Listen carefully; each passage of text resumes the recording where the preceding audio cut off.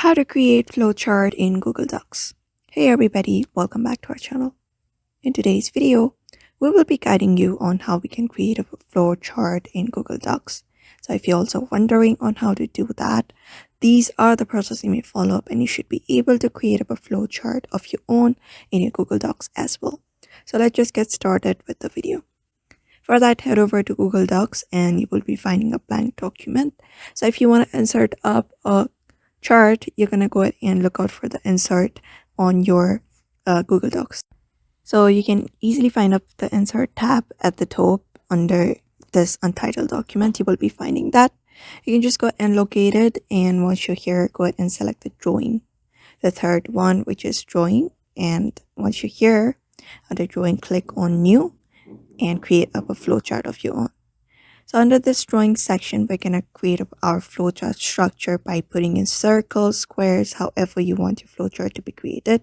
For example, I'm going to show you a simple one by putting on squares right here.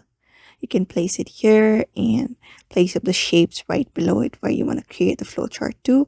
You can go ahead and select however you want, how big of a flowchart you want. You can just go ahead and create it right here under drawing. So you can just go ahead and create it. Once you've selected the square and you have created your drawing of your flowchart, you can go ahead and add up your arrow and split it up, how you normally create a flowchart. So you can just go ahead and add up lines like this. If you want, you can just go ahead and do that by clicking on the line section and creating up an arrow. Once you are satisfied with your flowchart, what you can do is simply go ahead and save it and close it up. And once that is done, it will be available in your document right here.